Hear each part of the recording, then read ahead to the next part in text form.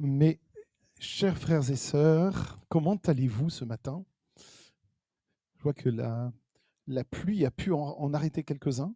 En tout cas, bienvenue à toutes et à tous qui avez bravé ce mauvais temps pour venir vous réchauffer ensemble. Et ça tombe bien d'ailleurs parce que je voulais vous parler ce matin de la communion fraternelle. Dimanche dernier, vous vous souvenez, on a eu notre culte de rentrée et ça a été l'occasion de réfléchir un petit peu à ce que l'on aimerait faire euh, dans l'avenir, dans l'année qui vient, mais c'était l'occasion aussi de s'arrêter un peu de réfléchir aussi sur le passé, sur les années passées, mais aussi sur le passé de nos vies, de nos propres vies.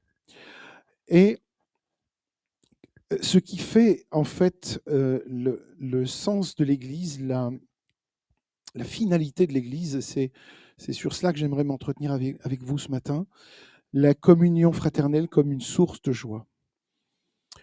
Et il y a un verset sur lequel je voudrais m'appuyer. C'est ce verset qui est tellement bien connu. D'ailleurs, on a un chant sur ce verset. C'est euh, qu'il est agréable pour des frères de demeurer ensemble. En fait, vous avez deviné et compris que ça incluait tout le monde, pas seulement les frères.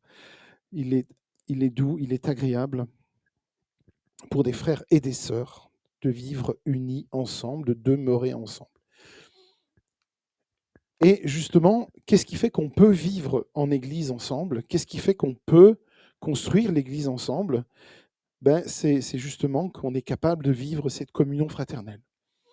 Et je dirais que je trouve aujourd'hui que d'arriver à le faire, c'est déjà un miracle.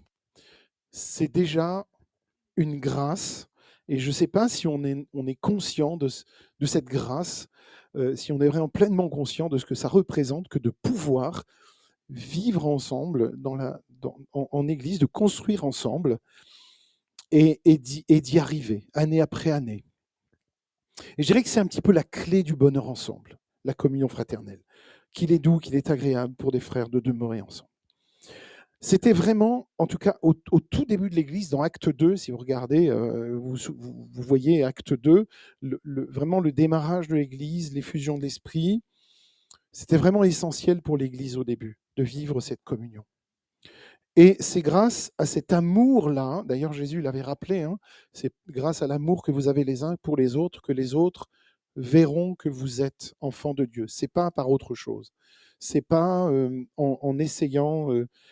On peut mettre des tracts dans les boîtes aux lettres, on peut organiser des grandes soirées, on peut faire plein de choses pour attirer les gens du dehors et les convaincre qu'ici c'est génial. Mais ce qui va convaincre les gens, c'est l'amour qu'ils verront entre nous.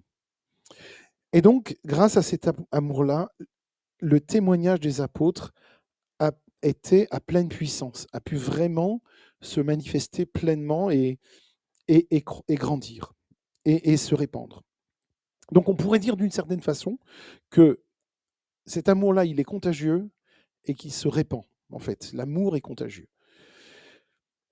Alors, pourquoi la communion fraternelle est-elle si importante? Euh, Dieu a, enfin, on définit Dieu avec un mot. Euh, Dieu est. Alors, je vous demande, on va faire un petit, on va le faire de façon un peu interactive. Dieu est quoi? En fait, il a des attributs, mais qu'est-ce qui le caractérise vraiment? Dieu est amour. C'était facile. C'est dans un Jean 4, 8. Donc, on pourrait dire que Dieu est l'amour incarné et que tout son projet, en fait, est dirigé dans une seule direction. C'est un projet d'amour. Très simple. à- c'est très simple à comprendre et on le voit. On le voit d'ailleurs dès le début. Sa création est un projet d'amour et toute l'histoire jusqu'au don de son Fils unique, tout ça, c'est un projet d'amour. Même son retour est motivé par l'amour. Et donc l'amour, c'est quoi? C'est partager le bonheur qu'on a avec les autres. Vous êtes d'accord?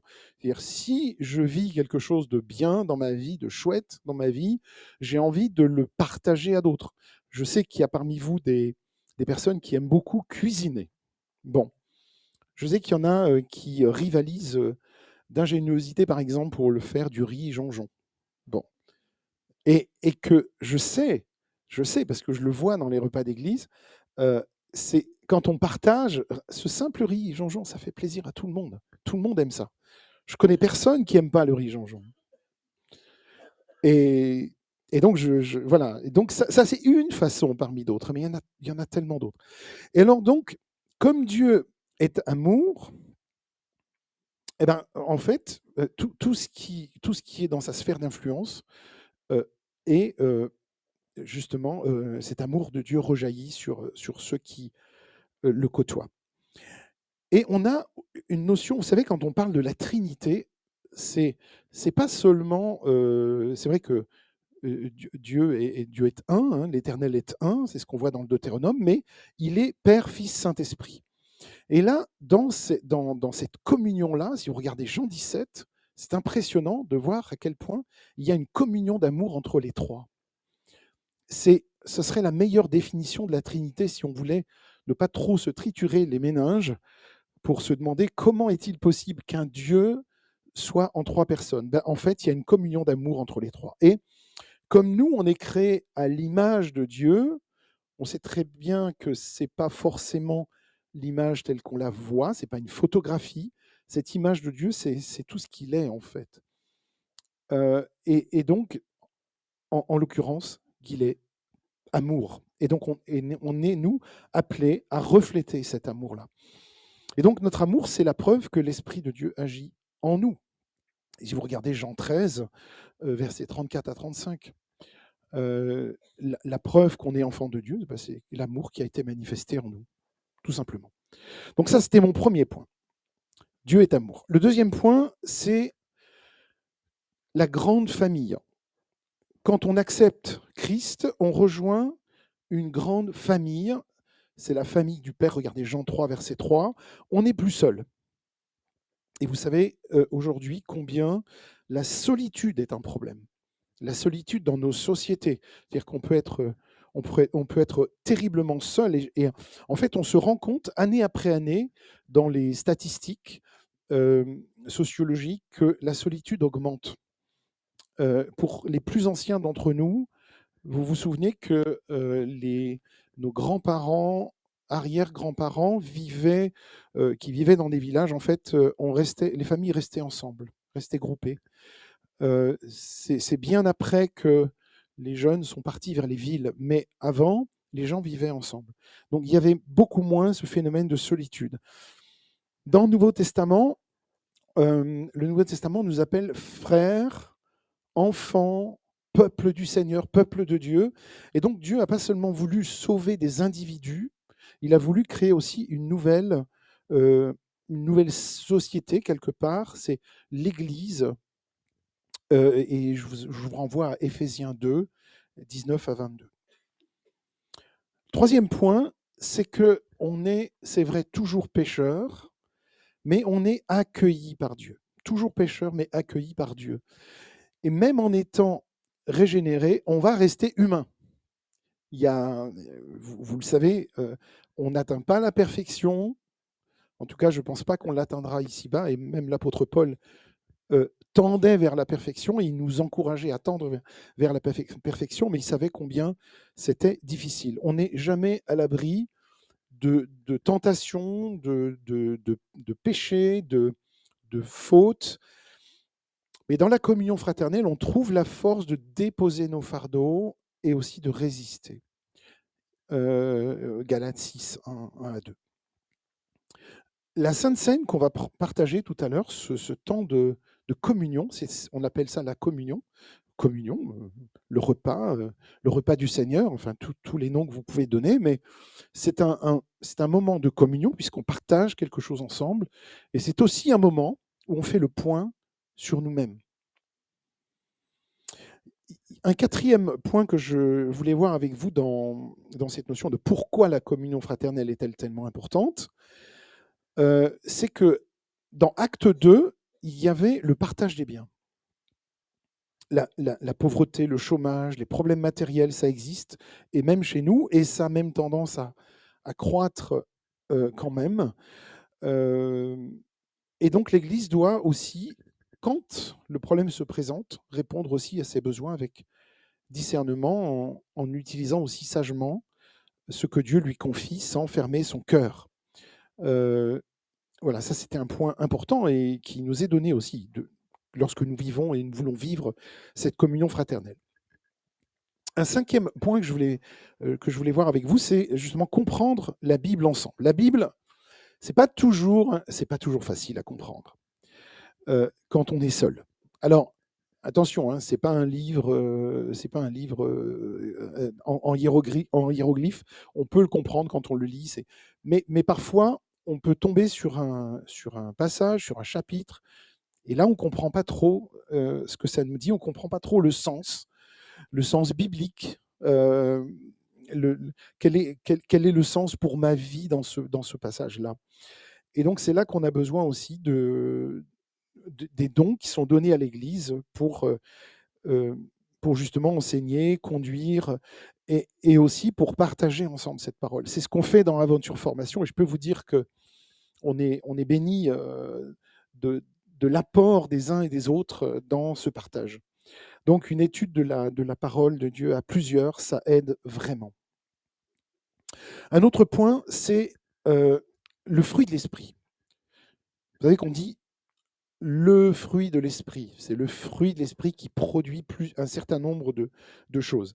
Mais dans ce fruit de l'esprit, il y a par exemple l'amour, la patience.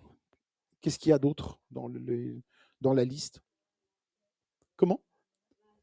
la, la bonté, la bénignité, la bienveillance, la maîtrise de soi, la douceur. Voilà. C'est bien, vous connaissez la liste. Super. Euh, et donc, ça ne se vit pas en solo, ça ne se vit pas tout seul. Le fruit de l'esprit, ça se partage dans l'Église. Ça se partage en communion aussi. Et donc, il faut être en relation pour les manifester. Si j'ai reçu des dons et que je reste chez moi, ben, c'est un petit peu un souci. Parce que je peux pas les manifester. Je peux pas, je peux pas produire ce fruit et que ce soit en bénéfice, en bénéfice à d'autres. Les dons de l'esprit, donc ça aussi, ce serait en soi un chapitre, mais donc l'importance de la communion fraternelle, c'est aussi de manifester les dons que le Seigneur nous a donnés. Les ministères, voilà, ça c'est aussi important. Un autre point dans cette importance de vivre la communion fraternelle, c'est le fait de résister à l'adversaire. L'ennemi est là, alors qu'on le veuille ou pas, hein, c'est une réalité, l'ennemi est là et il attend son heure. Il attend le moment où il pourra attaquer favorablement là où nous, on sera plus faibles, et il va attaquer souvent quelqu'un qui est isolé, plus vulnérable. Et vous voyez, c'est ce qui se passe dans la jungle. Quand un animal est isolé du troupeau, si vous voyez ça facilement, un troupeau de zèbres, par exemple, un zèbre isolé va se faire attaquer par un lion ou les lionnes. Il est plus vulnérable face aux attaques. Et donc la communion fraternelle ici vient en aide, vient aider, nous aide à résister ensemble. On a besoin de résister ensemble. Éphésiens 6, verset 12. Et puis le dernier point sur l'importance de vivre cette communion fraternelle, c'est chercher la volonté de Dieu. Il y a certaines décisions qui sont des décisions importantes, qui sont plus faciles à prendre quand on peut en discuter entre frères et sœurs. Je n'ai pas d'exemple précis, mais je vois que même à la fin des cultes, on aime bien parler, on peut arriver avec un souci ou un problème à résoudre, et puis on ressent l'importance de partager. Pas forcément avec toute l'Église, mais avec des frères et sœurs en qui on a confiance, avec qui on a déjà discuté de choses importantes, et on trouve là du réconfort. Le fait d'en parler avec d'autres nous donne du réconfort. Hein. Je pense que c'est quelque chose qu'on a tous vécu. Et donc, cette communion-là va apporter de la sagesse et parfois une confirmation. Confirmation, ça peut venir en prêchant la parole, ça peut venir au travers d'une prédication, d'un sermon, mais ça peut venir aussi à la faveur d'une discussion qu'on aura eue à la fin d'un culte, ou même en décrochant son téléphone et en discutant, en parlant avec quelqu'un. J'ai ce problème, qu'est-ce que tu en penses? Et là, on peut trouver des réponses. Maintenant, je voudrais vous parler des obstacles à la communion fraternelle. Alors, il y en a, hein. Il y en a. Même si on a tous besoin de se connecter les uns aux autres, il y a un instinct de protection qui parfois peut nuire à ces relations. L'Église elle va pas échapper à ces tensions-là, mais il y a quelques exemples que je voudrais vous donner. Une relation déficiente avec Dieu. Alors, si on a du mal avec les autres, c'est souvent parce qu'on a du mal avec Dieu. Alors, je m'explique. On remarquait souvent, alors moi j'ai rencontré, enfin j'ai eu l'occasion de discuter avec des chrétiens qui s'étaient éloignés de l'Église. Très souvent, c'est parce que leur relation avec Dieu s'était dégradée. Euh, Souvent, quand une personne s'éloigne de l'Église, elle a cet argument, elle avance cet argument de dire je me suis éloigné de l'Église parce que j'ai pas vraiment besoin de l'Église. Moi, je peux vivre ma foi chez moi, tranquillement dans mon coin. Pourquoi pas? Pourquoi pas? Ça peut arriver. En tout cas, ça peut être pour un temps. Mais c'est pas vraiment dans le projet de Dieu que de s'éloigner de ses frères et de ses sœurs en Christ. Et ce que je remarque plutôt, c'est qu'au lieu d'avoir justement une relation avec Dieu dans son quotidien de qualité, c'est plutôt l'inverse. C'est plutôt que la personne commence à s'éloigner de la foi. Et plus on s'ouvre à l'amour de Dieu, plus on est guéri intérieurement, plus on est capable d'aimer les autres. Et aussi, attention, de se laisser aimer par les autres. Ça va dans les deux sens et c'est pas forcément plus simple. Donc, une relation avec Dieu déficiente, ça peut venir de là. Je parle des obstacles à la communion, hein. Un autre obstacle, c'est bien sûr les péchés et leurs ravages. Bien sûr, les péchés qu'on commet. Alors, n'allez pas chercher des gros péchés, hein. Enfin, je veux dire, quelque chose qui paraît, waouh, ça c'est grave. La jalousie, l'envie, ce genre de choses, des blessures, le sentiment de rejet, l'amertume qui s'installe. Ça peut être ce genre de choses qui sont des obstacles. L'apôtre Paul en parle aussi souvent dans Galates, dans Colossiens 3. Il décrit un certain nombre de choses qui peuvent nous éloigner. Mais les mauvaises expériences de vie, comme si je suis dans une famille qui dysfonctionne, euh, et qui crée des blocages relationnels, tout ce qui peut créer des obstacles, des blocages dans ma vie, voilà, ce genre de choses. Et puis, il y a un troisième obstacle à la communion fraternelle qui est l'adversaire. L'adversaire, c'est le diable qui cherche à diviser. Lui, il a un seul but, diviser l'Église. En fait, c'est sa mission maintenant, depuis la chute. C'est sa mission, c'est saper le projet de Dieu, saper le plan de Dieu. Et donc, on n'a pas seulement à lutter contre notre propre nature, à nous, ce qui est déjà en soi un travail énorme, hein, vous êtes d'accord, mais on doit lutter aussi contre les forces spirituelles. Éphésiens 6,12. Alors, l'ennemi, l'adversaire peut accentuer des attitudes négatives comme, par exemple, l'orgueil ou la susceptibilité à fleur de peau. Quand quelqu'un vient nous dire quelque chose et là, on se sent attaqué alors que la personne n'a pas du tout l'intention de vous attaquer. Elle a juste dit quelque chose qui avait touché une corde sensible chez vous ou chez moi. Et donc on réagit en pensant, en le prenant comme une attaque, alors que ce n'était pas du tout une attaque. Mais l'adversaire, Satan, il vient lui exacerber cette sensibilité. Il vient exacerber ce sentiment d'orgueil, ces pensées, ces attitudes négatives. Donc on doit être quand même vigilant et attention, alors il ne faut pas trop exagérer l'influence, du diable dans nos vies. Il ne faut pas l'exagérer parce qu'il y a l'effet inverse qui consiste à penser que tout ce qui m'arrive, tous les problèmes que j'ai, y compris par mon attitude, ça vient du diable. Non, non, non. Parfois, ça peut être tellement humain, tellement humain. Donc, ne donnons pas au diable trop de crédit, hein. C'est pas la peine. Alors, mon troisième point, c'est la nécessité de la communion fraternelle. Pourquoi on en a besoin? Pourquoi c'est important? Pour que la communion fraternelle fonctionne, on a tous des responsabilités. Alors, je vais en donner quelques-unes. Ce n'est pas des lois, c'est parce qu'il n'y a pas de loi, il n'y a pas de règles. Comment dirais-je?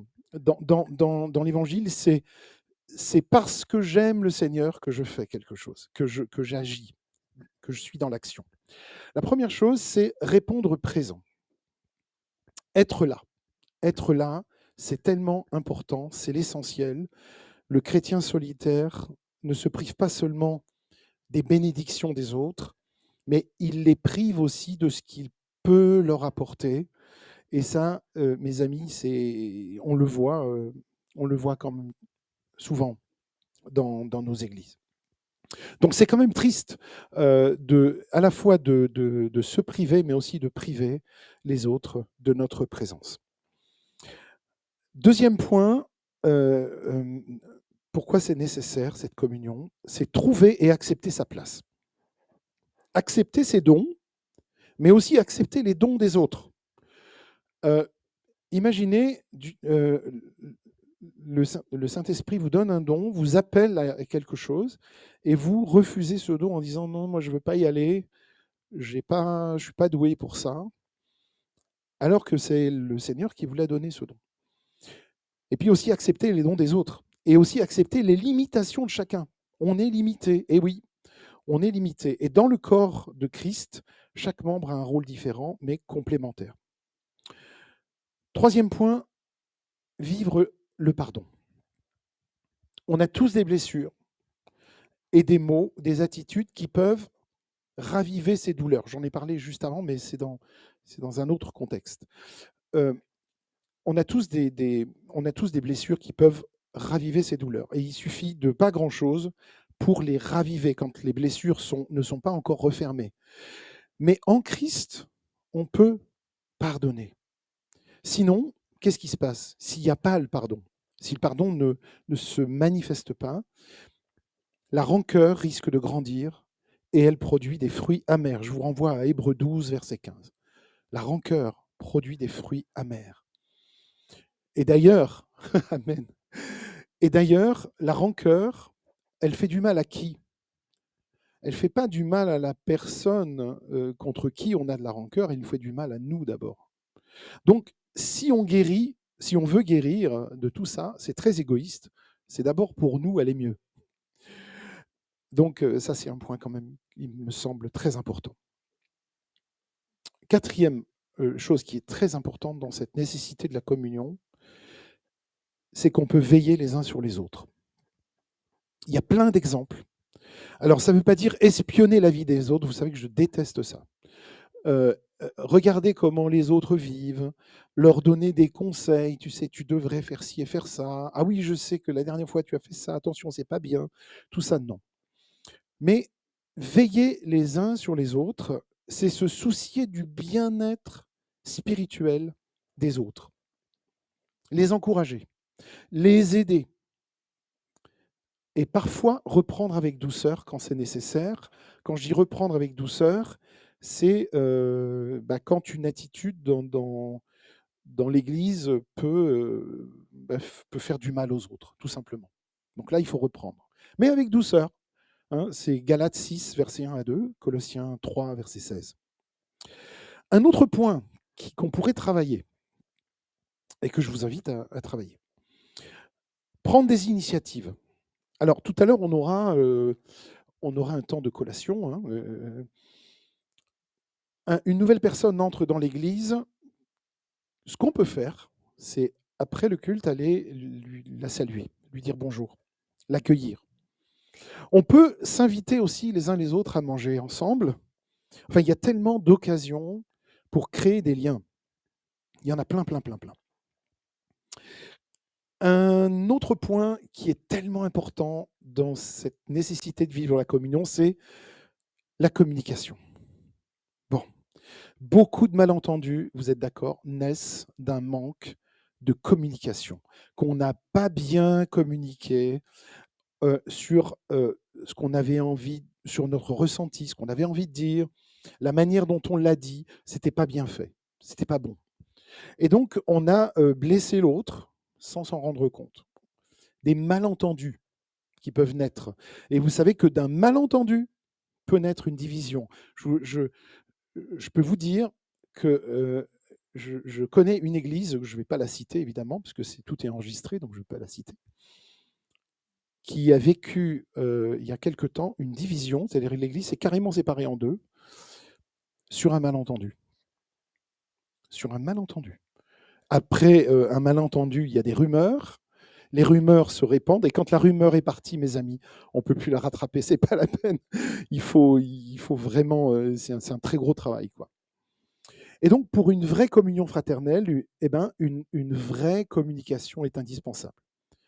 Il y en a qui ont étudié la communication parmi nous? Laura? Il y en a d'autres qui ont étudié la com? Community manager, c'est ça qu'on dit c'est quoi, Laura? Comment tu dis? Communication manager. Voilà. Bon, ben voilà, ça, ce serait utile aussi à l'Église. Mais nous tous, on peut faire ce travail-là. Hein. C'est un autre point. J'ai encore deux points. J'ai encore 2 points. Un esprit de bonne volonté. Éphésiens 4, versets 1 à 3, Colossiens 3, versets 12 et 13. Cherchez avant tout à glorifier Christ. C'est ça qui motive d'avoir un esprit d'abnégation. C'est essentiel à la communion fraternelle. Si moi, je cherche à me mettre en valeur, ça ne va pas marcher.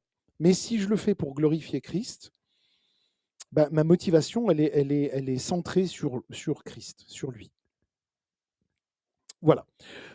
Et puis, je voulais juste ouvrir un petit volet sur le deuil. La communion fraternelle face au deuil. Et là, en ce moment, on est en train d'en vivre. Esther nous a quittés, Esther Michaud, la sœur d'Omita, la tata de Julie. Et on se rend compte que effectivement, quand Omita reçoit des mots de vous, des mots gentils, chaleureux, même si on ne sait pas toujours comment dire les choses, mais c'est pas grave. On ouvre nos cœurs et on le dit. Ça fait un bien fou. Mais si vous n'avez pas cette famille-là, on fait comment? Si on n'a pas cette famille-là, on fait comment? Qui va nous dire les mots gentils? Alors oui, la famille, bien sûr. Mais si je vis une situation familiale difficile, où je suis en opposition, en division avec mes frères, mes sœurs, mes parents, qui va me dire des mots gentils? Qui va me prendre dans ses bras? Et le deuil, c'est vraiment une épreuve tellement douloureuse, qui nous rappelle d'ailleurs notre vulnérabilité, notre besoin des autres. Et dans ce moment de souffrance, la communion fraternelle vient jouer un rôle essentiel. Essentiel. Pourquoi? Parce qu'elle permet de trouver une oreille attentive, un cœur compatissant, des bras ouverts pour nous soutenir. Vous vous souvenez de ce que Jésus a fait devant la mort de son ami Lazare? Il a pleuré. Eh bien, l'Église est appelée à pleurer avec ceux qui pleurent, mais plus encore, elle est appelée à porter l'espérance, et c'est ça que nous faisons, en fait. Et donc, en tant que frères et sœurs en Christ, nous nous rappelons mutuellement les promesses de Dieu. Rappelons-nous mutuellement ces promesses, celles de la résurrection, celles de la vie éternelle. Ce soutien de l'Église, ce soutien de la communauté, c'est tellement important. Communauté de foi qui va aider aussi à transformer un deuil en cheminement vers une guérison. Soutenu par l'amour de Dieu, qui va se manifester à travers l'amour des autres. Et là, j'en termine. Alors, Ensemble, la communion fraternelle, c'est être ensemble dans l'amour du Christ, c'est vivre ensemble dans l'amour du Christ. Et quand elle est vécue sincèrement, avec engagement, c'est une source de joie, c'est une source de bénédiction inestimable. Elle nous aide à porter les fardeaux les uns des autres, elle nous aide à surmonter les épreuves comme le deuil, elle nous aide à grandir dans la foi ensemble. Cette communion, elle est le reflet de l'amour de Dieu parmi nous, un témoignage vivant de ce que signifie appartenir à la grande famille de Dieu. Alors que chacun de nous s'efforce de nourrir cette communion pour la vivre pleinement, pour vivre pleinement cet amour du Christ et le partager autour de nous. Je pense à ce que Paul dit dans Philippiens 1, verset 9, que votre amour augmente de plus en plus en connaissance et en pleine intelligence. Ça veut dire que pour vivre cette communion, il faut aussi faire travailler sa tête. C'est-à-dire qu'il faut réfléchir, qu'est-ce que je peux faire aujourd'hui? Et ça va un petit peu dans le droit fil de ce que j'avais dit la dernière fois, que j'avais partagé avec vous sur ce que l'on souhaite devenir soi et ce que l'on souhaite que l'Église devienne aussi. Donc, voilà, j'en termine ici. Donc pour nous c'est ça. Et quand on comprend, quand on a compris en fait que l'amour est plus fort que la mort et que ce qui nous unit est plus grand que ce qui nous divise, eh bien tout devient beaucoup plus clair. J'ai juste une phrase d'un couple que j'ai glané quelque part, qui disait à propos de leur vie: tous les jours, il y aurait bien une bonne raison sur 10 de se séparer, mais il y en a au moins 9 de rester ensemble. Donc, on peut voir les choses de deux manières. Soit, ah, il y a bien une bonne raison sur 10 de se séparer, mais il y en a 9 pour rester ensemble. 9 bonnes raisons. C'est un peu l'Église, c'est ça aussi. C'est-à-dire que si je découvre qu'il y a une bonne raison de quitter cette Église, ben, il y en a peut-être 1000 de rester dans cette Église. Amen.